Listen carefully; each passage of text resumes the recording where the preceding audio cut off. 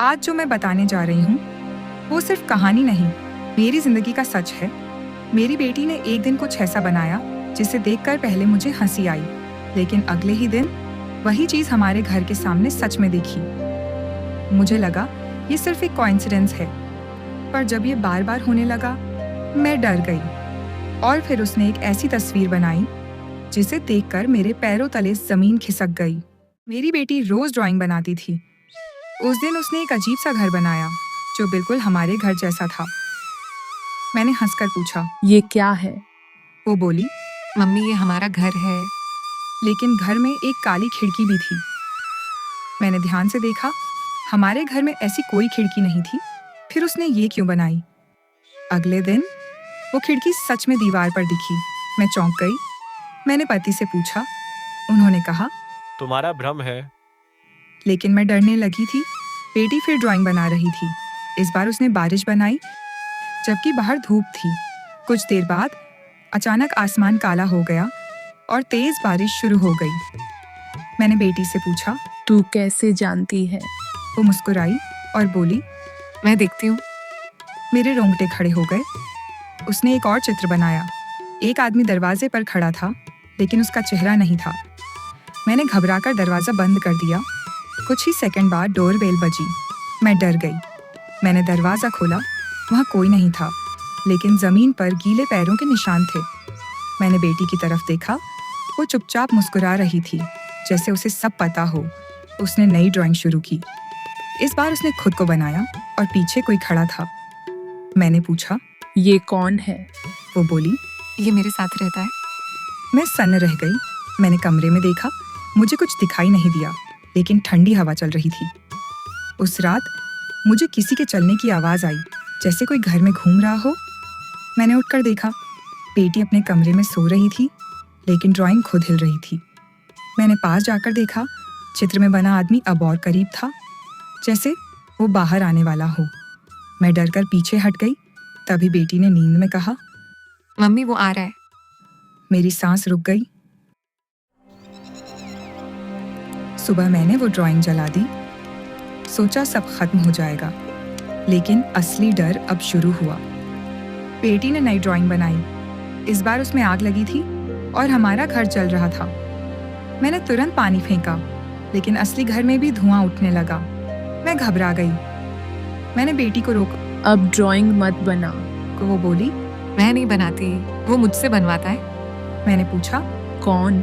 वो चुप हो गई और दीवार की तरफ देखने लगी। मैंने देखा, दीवार पर परछाई हिल रही थी, लेकिन कमरे में कोई नहीं था। बेटी ने अगली ड्राइंग बनाई। उसमें मैं रो रही थी और पीछे अंधेरा था। कुछ देर बाद मुझे बिना वजह रोना आने लगा। मैं खुद को रोक नहीं पाई। अब मुझे समझ आने लगा था कि ड्राइंग सच हो रही हैं और कोई हमें कंट्रोल कर रहा है। मैंने बेटी को गले लगाया। वो बोली, मम्मी वो मुझे छोड़ता नहीं। मैं डर गई। उसने आखिरी ड्राइंग शुरू की। उसमें एक कब्र थी और उस पर मेरा नाम लिखा था। मैंने घबराकर कागज छीन लिया, लेकिन उसने फिर वहीं बना दिया, जैसे उसे मजबूर किया जा रहा हो। मैंने उसे जोर से पकड़ा। ये मत बना। मैंने चिल्लाया। वो रोने लगी। उसने कहा, मम्मी वो कह रहा है अगर नहीं बनाया तो वो तुम्हें ले जाएगा। मेरे होश उड़ गए। मैंने पूरे घर में देखा। सब कुछ सामान्य था, लेकिन डर बढ़ता जा रहा था। अचानक लाइट चली गई। कमरा अंधेरे में डूब गया और किसी की हंसी गूंजी। मैंने बेटी को पकड़ा। वो कांप रही थी। वो आ गया। उसने कहा। दीवार पर एक चेहरा उभरा जो धीरे धीरे साफ हो रहा था, और वो इंसान नहीं था। मैंने आंखें बंद कर ली, लेकिन आवाज आई, अब देर हो चुकी है। मैं कांप गई। बेटी ने आखिरी लाइन पूरी की। ड्राइंग पूरी हो गई और सब कुछ शांत हो गया। मैंने आंख खोली।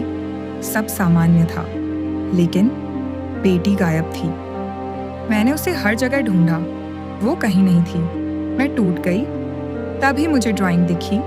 उसमें बेटी एक अंधेरे कमरे में थी और वो मुझे देख रही थी। मैंने रोते हुए कहा, मैं आ रही हूँ। और उसी जगह गई जो ड्राइंग में थी। वहाँ सच में एक कमरा था जो मैंने पहले कभी नहीं देखा। दरवाज़ा खुला था। मैं अंदर गई। वहाँ बेटी बैठी थी, लेकिन उसकी आंखें अलग थीं। उसने कहा, आप मैं नहीं हूँ। वो मेरे अंदर है। मैं डर गई। मैं पीछे हटने लगी, लेकिन दरवाज़ा बंद हो गया। मैं फंस गई। उसने आखिरी ड्राइंग दिखाई। उसमें मैं थी और मैं गायब हो रही थी। मैं चिल्लाई, लेकिन आवाज़ नहीं निकली। सब कुछ धुंधला हो गया। जब होश आया, मैं उसी ड्राइंग में थी और वो बाहर। अब वो मेरी बेटी बनकर जी रहा था और कोई सच नहीं जानता था। मैं कैद हो चुकी थी। वो फिर ड्राइंग बना रहा था। किसी नए शिकार के लिए कहानी फिर शुरू हो रही थी। अगर तुम्हारे घर में भी कोई बच्चा अजीब ड्राइंग बनाए तो उसे ध्यान से समझने की कोशिश करना, क्योंकि वो सिर्फ कल्पना नहीं, शायद उसके मन की कोई बात हो जो वो शब्दों में नहीं कह पा रहा। मैंने भी देर से समझा। मेरी बेटी मुझे कुछ बताना चाहती थी, लेकिन मैं उसे समझ नहीं पाई। अब मुझे एहसास हुआ, डरने से ज़्यादा ज़रूरी था उसका साथ देना। हर बच्चा अलग होता है और उसकी दुनिया भी अलग होती है। हमें बस उसे समझना होता है। अगर हम ध्यान से सुने तो शायद हम बहुत कुछ बचा सकते हैं जो हम खो देते हैं। कभी कभी डर के पीछे भी एक सच्चाई छुपी होती है जिसे समझना ज़रूरी होता है। और उस दिन मैंने सीखा, बच्चों की हर बात को नज़रअंदाज नहीं करना चाहिए, क्योंकि वही हमें सच्चाई दिखा सकते हैं।